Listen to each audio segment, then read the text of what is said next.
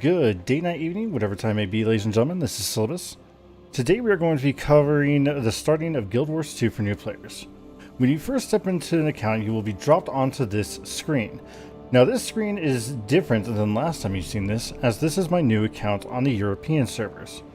Now European servers and North American servers cannot physically play with each other. They can still whisper, mail, and join guilds, but you will not be able to join someone in a different region to run a dungeon. In the top right, you will see your account name. This account's name is SilabusEU.6987. You will need to add this account name with the numbers if you wish to add me onto your friends list.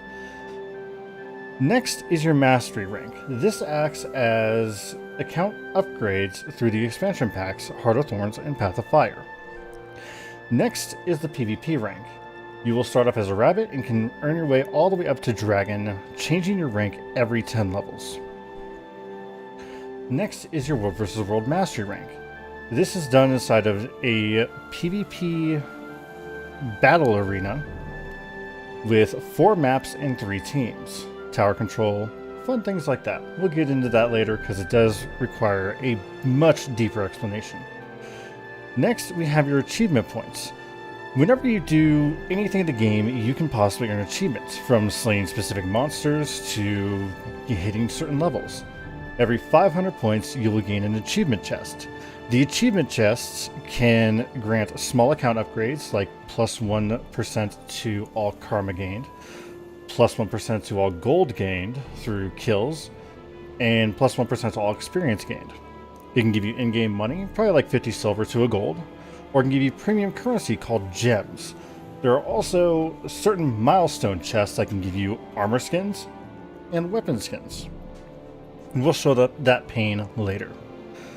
Now down in the bottom left hand corner, you will see World Selection. This only affects World versus World nowadays, as everyone is now joined onto what is called a mega server. So, I am part of Wheatside Ridge. But when I log into Lion's Arch, I can also run into players from Ruins of Samaria, Vabi, Fort Rannoch, Picken Square, and Jade Sea. But I can only play with other players on Whiteside Ridge when I get into World vs. World. Now, when you log into the game, you will have 5 character slots. If you're on a new account, you will only have 2 available to use. When you upgrade to from your free account to a paid account, you will gain access to all 5. Let's go ahead and make a character. To make a character, you can either double click on the portrait or click create in the bottom right hand. So, there are 5 races to choose when you start the game. First are the Char. The Char are a sentient feline race that is honor bound to each other and to their warband. There are 4 legions that the Char Cub will fall into and form a small group that they claim as their family called a warband. From frontline soldiers of the Blood Legion to hidden tactics of the Ash Legion to the machines of war from the Iron Legion. When the legions go marching as one, the world will tremble. Next are the humans, a race that has been pushed around after expanding their territory with a quickness. The humans are the only conformed alien race to Tyria. The humans worship 6 gods, which I do have a video on, that they will hopefully gain boons from. From the bravest child living in the slums to the highest nobility, many hear the call and will gather arms to protect the last legs of their civilization in Tyria. The Norn are a gigantic humanoid race that are amazing hunters. They live long lives and run around trying to gain legends that are spread throughout the great halls of their cities. The Norn were pushed south due to an elder dragon named Jormag, but they have finally settled on a final foothold against the dragon. The Norn pray to spirits of the wild and are blessed by the spirit and can become the animal, whether it is bear, raven, wolf, or snow leopard. The Asura are a short race, but what they lack in verticality, they make up for intelligence. The Asura used to be a subterranean race, but was forced to the surface around 250 years ago due to the elder dragon Primordus and their minions, the Destroyers. The Asura value knowledge and experimentation above all, and nothing will get in the way of their science. If the world has a 42.567% chance of imploding due to an experiment, they're still going to flip that switch. The three colleges will help lead Nasura into their roles in daily life, but they're not bound to what those colleges teach. Last but not least is the Silvari. The Silvari are a new and mysterious race only emerging from the jungle around the Pale Tree in the last 40 years or so. The seed of the Pale Tree was planted over 250 years ago, and the Silvari are born fully formed from the tree. Most Silvari are content with living lives in accordance to their role chosen by the dream. It is a space that the Silvari inhabit, which gives them their drive for life and goals to strive for. The Silvari can ignore this call if they wish. Most Silvari are curious creatures wanting to know more about the world in which they have awoken. Now that we have gone through just a quick description of the races, let's get into the classes. There are three groups in the game, which are soldiers, which house the warriors, guardians, and revenants, the adventurer class, which house the engineer, thief, and ranger, and the scholar class, which hold the mesmer, elementalist, and necromancer.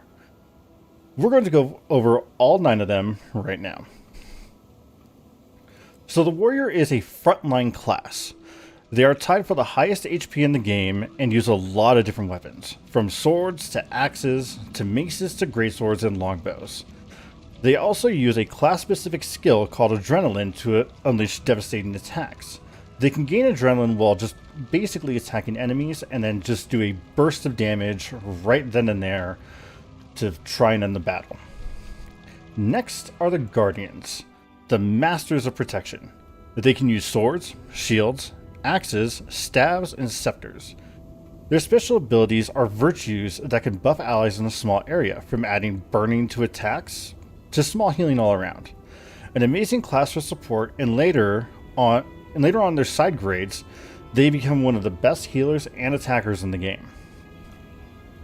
Next is the Revenant, a mix of the last two, but the only class to require the expansion packs to play. The Revenant have an energy bar that lets them use their skills. Revenants like to use swords, staves, axes, and maces, and the rest of their skills are dictated by the spirits of old that they are channeling.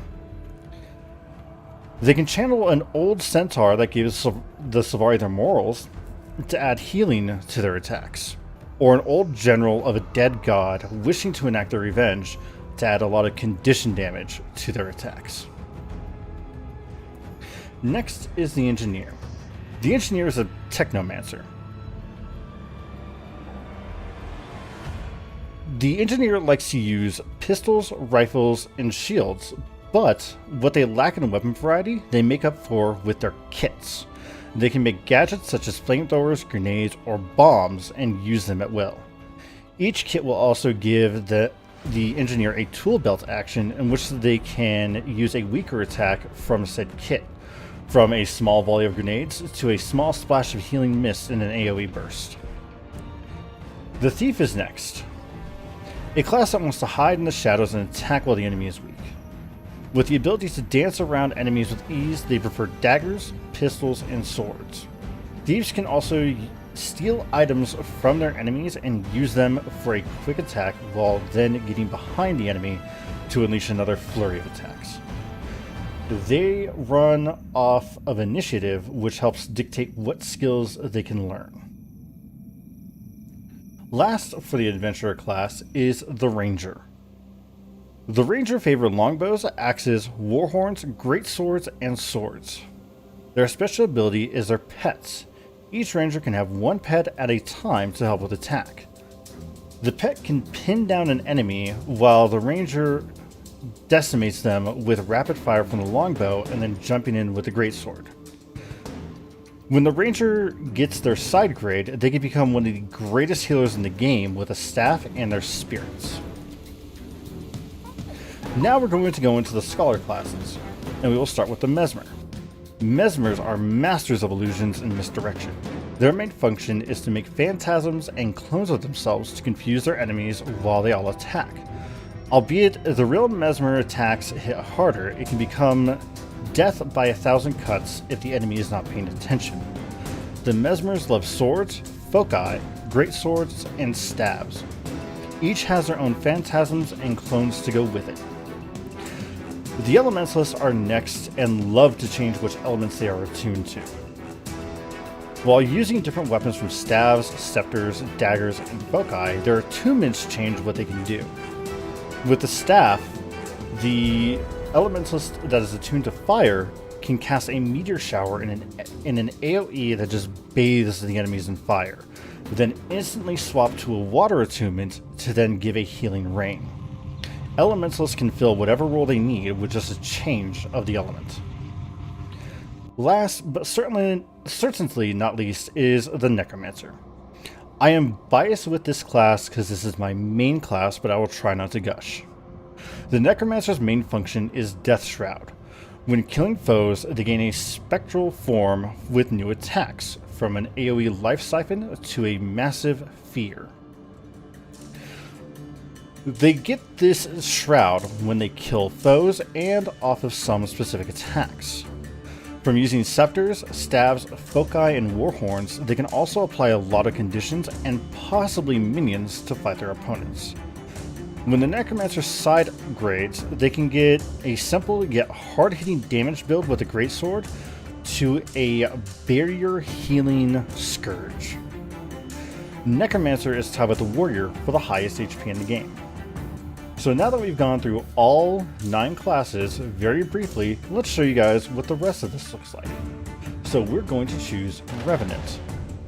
Next screen is you get to build how your character looks. From their height, physique, because you can make a really chunky boy or you can make a very skinny boy. Also, depending on the race you choose, you can also change what tattoos or skin markings they have. With Asura, you change blotches of pattern on their skin. To Savari, you change the cracks in the bark that allow their bioluminescence to shine through. You can also change most of the colors that go onto the character. You can also take the armor off of the character and turn the lights out to see what it looks like at nighttime. You can zoom in when you go to fix the head to be how you like it, with plenty of options to choose from, and even more inside of Black Lion makeover kits with exclusive hairstyles, colors, and faces. You can also change the color of the hair and also beards and other trinkets that are on the face. Then you also have face sliders, so you can actually fine-tune what you want. And then when you get ready to go into the next area, you can choose what color you want your armor through the armor dice. This is your starting armor, and you can take you'll be changing out these fairly quickly. So when you finally choose your Norn, character, sorry, you're going to go into a 5-question questionnaire. These 5 questions dictate your personal story. Each of these is a specific mission. Now, I fight with blindfold on to shut out the distraction from the physical world and focus my magical inner sight. So you can choose the Mist Scrim, the Veil Piercer, or the Resplendent Curtain. Every class will have a different question, and every race will have a different question. And these dictate how your story goes. So Resplendent Curtain. Trouble may follow me, but I use my blink to overcome it. Charm, Dignity, and Ferocity. My most important quality is that I have the necessary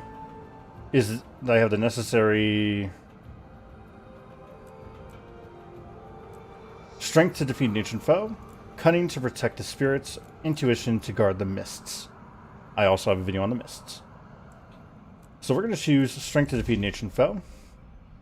At a recent celebratory moot held in Holbreck, I blacked out, got in a fight, lost an heirloom.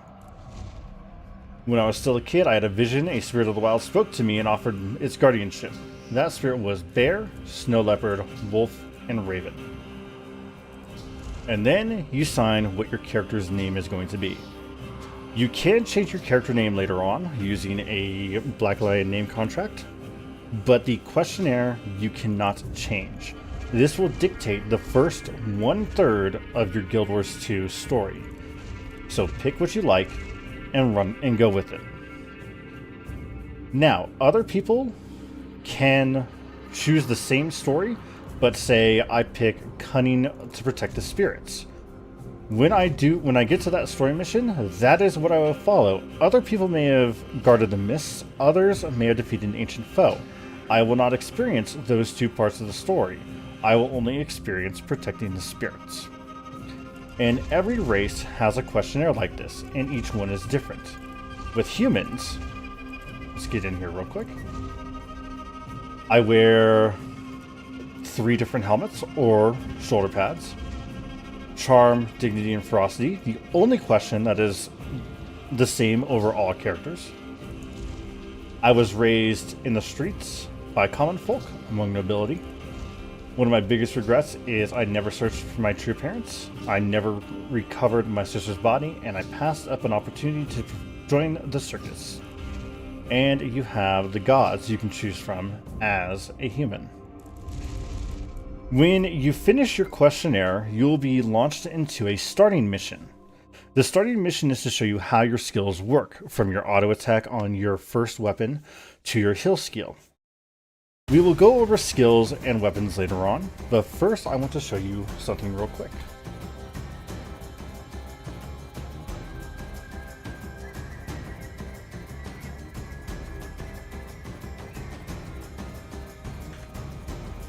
When you get into the game, you will be thrown into your first story instance. For Asura, you'll be down here in Matrika Province, in Sorindra, the Hinterlabs, and Gola Magical Institute. For Silvari, you'll be just outside in the village of... No, you'll be inside the Pale Drain before you awaken out here in Village of Astoria. For humans, you will be in the village of Shaymore and the Shaymore Garrison for your starting mission. Char will be in the village of Smokestead and Old Duke's Estate. And last, for the Norn, you will be in Snowlord's Gate and run up the side of a mountain to defeat a great worm. Once you finish up with those first missions, you'll be let out into the greater world to start your gameplay. Now, there are tons of areas to explore, and we'll gladly go over those later. This was your introductory to Guild Wars 2 and what you can expect in the first roughly 20 minutes. Thank you everybody who took the time to come and watch this video. I do want to get back into video making and have a little bit more content for you guys. If you guys do want to see more content from me, definitely go and check out my Twitch channel. Links are down below. And thank you to some of my viewers on Twitch who suggested making these videos. We do have more to come with a remake of the Dungeon Guide as well on its way, and possibly some more fractals. If you guys like this video, do leave a like, thumbs up, all that ground stuff, and do leave a comment down below to let me know what I can do to make this series better. Hopefully we'll see you guys soon. Again, check out my Twitch channel. Later.